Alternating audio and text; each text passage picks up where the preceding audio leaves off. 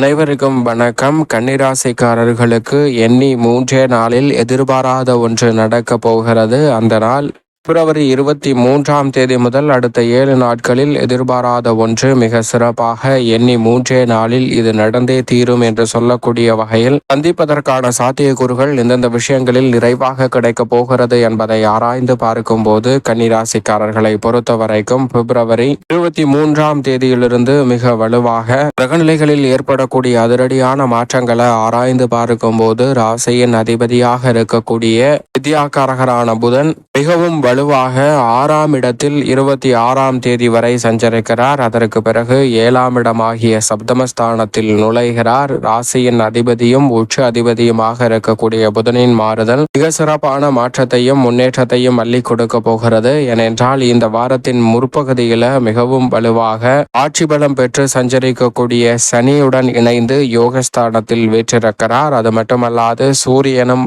6ஆம் இடத்தை வலு சேர்க்கிறார். இப்படிப்பட்ட வேளையில் 6ஆம் இடத்தில் 3 கிரக நிலைகள் ராசியின் அதிபதியாக இருக்கக்கூடிய புதன், அவரது நட்பு கிரகமாக இருக்கக்கூடிய சனி மற்றும் சூரியன் ஆகிய 2 கிரக நிலைகளுடனும் இணைந்து வலம் வருகிறாருங்க. எனவே இந்த தருணம் என்பது நினைப்பதை காட்டிலும் உத்தியோகத்தில் இருக்கக்கூடிய தடைதாமதங்கள் சிக்கல்களை உறுதியாக விளக்குவதோடு நல்ல வளர்ச்சியையும் முன்னேற்றத்தையும் நிறைவாக அள்ளி கொடுப்பதற்கான முதன்மையான யோகத்தை ஏற்படுத்தி கொடுக்கிறது. மிகப்பெரிய அளவில் இருக்கக்கூடிய காரிய தடைகள், தாமதங்கள், சிக்கல்கள் போன்றவற்றை விலக்கி மிக சிறப்பான வளர்ச்சியையும் முன்னேற்றத்தையும் ஏற்படுத்தி கொடுக்கக்கூடிய வகையில் நல்ல பல வாய்ப்புகளையும் சந்தர்ப்பங்களையும் உருவாக்கி கொடுக்கிறாருங்க. எனவே சரியாக பயன்படுத்தி கொள்ளுங்கள். மிக சிறப்பான மாறுதலை சந்திப்பதற்கான யோகம் நிச்சயம் நிறைவாக இந்த வேளையில் உத்தியோகம், தொழில் ரீதியான பணிகளில் கன்னிராசிக்காரர்கள் சந்திப்பதற்கான அற்புதமான யோக வாய்ப்புகள் உறுதியாகவே உங்களை தேடி வருகிறது. எனவே மிக சிறப்பான அதிரடியான முன்னேற்ற வாய்ப்புகளையும் வளர்ச்சிக்கான நல்ல சந்தர்ப்பங்களையும் சந்திப்பதற்கான நல்ல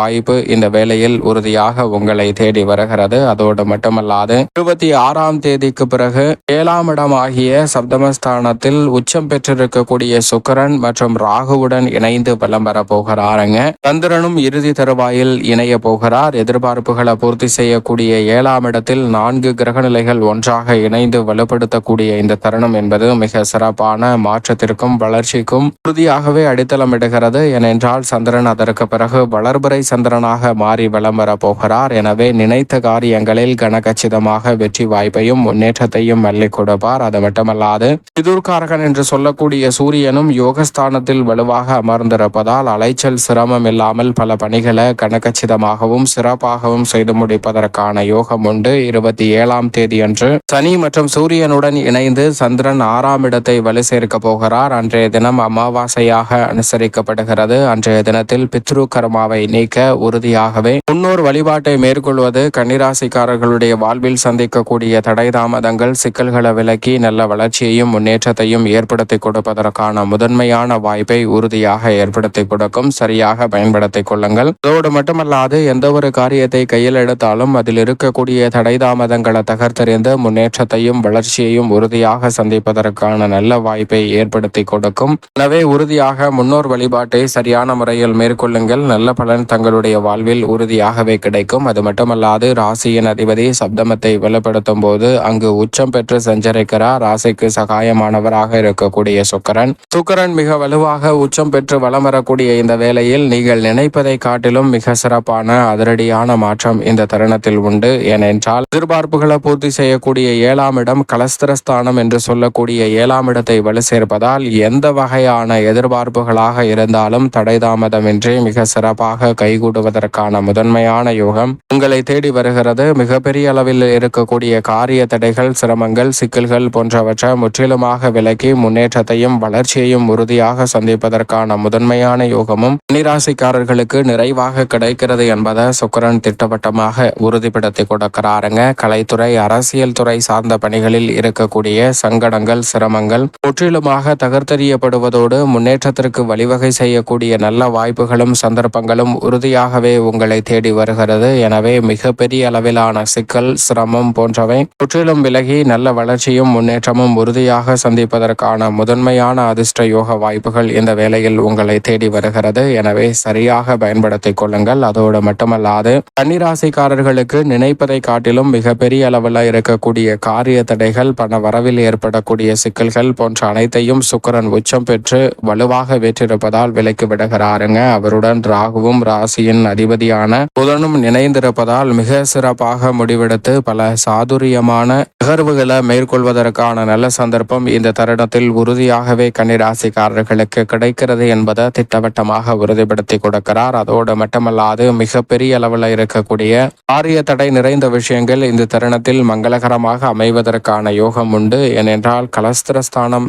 சப்தமஸ்தானம் என்று சொல்லக்கூடிய 7ஆம் இடத்தில் இந்த கிரகநிலைகள் வலம் வருவது உறுதியாகவே பல்வேறு வகையான சுப நிகழ்வுகள் தடைதாமதமின்றி கைகூடுவதற்கான முதன்மையான அதிர்ஷ்ட யோகத்தை அள்ளி கொடுக்கிறது. சரியாக பயன்படுத்திக் கொள்ளுங்கள். அதோடு மட்டுமல்லாது இந்த தருணத்தில் நீங்கள் நினைப்பதை காட்டிலும் மிகப்பெரிய அளவில் இருக்கக்கூடிய சிக்கல்கள், சிரமங்களை தவிர்த்து முன்னேற்றத்தையும் வளர்ச்சியையும் அள்ளி கொடுக்கக்கூடிய வலுவான அமைப்பில் வலம் வர போகிறாருங்க.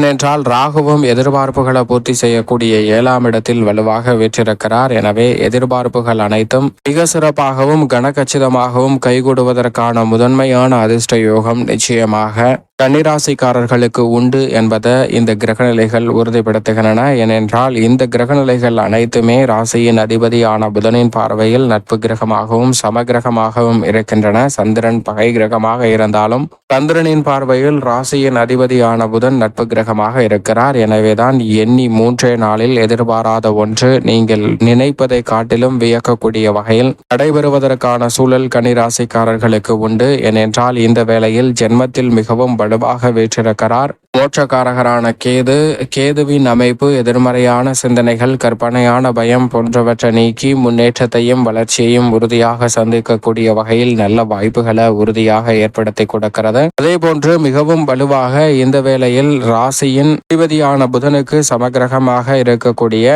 செவ்வாய் மிக வலுவாக கர்மஸ்தானம் என்று சொல்லக்கூடிய 10ஆம் இடத்தில் வீற்றிருக்கிறாருங்க. செவ்வாய் 10ல் இருப்பது பல வகையில் நன்மை நிறைவாக கிடைப்பதற்கான முதன்மையான அதிர்ஷ்ட யோகத்தை நிச்சயமாக ஏற்படுத்தி கொடுக்கிறது. புதிய அசையும் அசையா சொத்துக்கள் வாங்கக்கூடிய முயற்சியிலும் உறுதியாக வெற்றி கிடைக்கும். ஏனென்றால் 9ல் குரு வெற்றிருக்கிறார். 9ல் குருவும் யோகஸ்தானத்தில் சனியும் இருப்பது உறுதியாகவே உச்சபட்ச நன்மையை அள்ளி கொடுக்கக்கூடிய கிரக அமைப்பாக இந்த வேலை பார்க்கப்படுகிறது. இந்த தருணத்தை சரியாக பயன்படுத்திக் கொள்ளுங்கள். நினைப்பதை காட்டிலும் பல்வேறு வகையான பணிகள் தடைதாமதமின்றி சிறப்பாகவும் செம்மையாகவும் கைகூடுவதற்கான முதன்மையான அதிர்ஷ்ட யோகம் மற்ற ராசிக்காரர்களை காட்டிலும் சற்று கூடுதலாகவே கன்னிராசிக்காரர்களுக்கு நிறைவாக கிடைக்க போகிறது. சரியாக இந்த வேலையை பயன்படுத்திக் கொள்ளுங்கள் என்பதை திட்டவட்டமாக முழு சுபகிரகமாக இருக்கக்கூடிய குரு உறுதிப்படுத்துகிறார். மேலும் இந்த தருணத்தை சாதகமாக மாற்றிக்கொள்ள உறுதியாக கன்னிராசிக்காரர்கள் வாரத்தில் புதன்கிழமை விரதமிருந்து அருகாமையில் உள்ள வராகி அம்மன் ஆலயம் சென்று தீபம் ஏற்றி வழிபாடு செய்யுங்கள். எண்ணி 3 நாளில் எதிர்பாராத ஒன்று யாராலும் தடுக்க முடியாத வகையில் நன்மை நிறைந்தவையாக கைகூடுவதற்கான முதன்மையான அதிர்ஷ்ட யோகம் நிச்சயமாக கன்னிராசிக்காரர்களுக்கு உறுதியாக தேடி வரும்.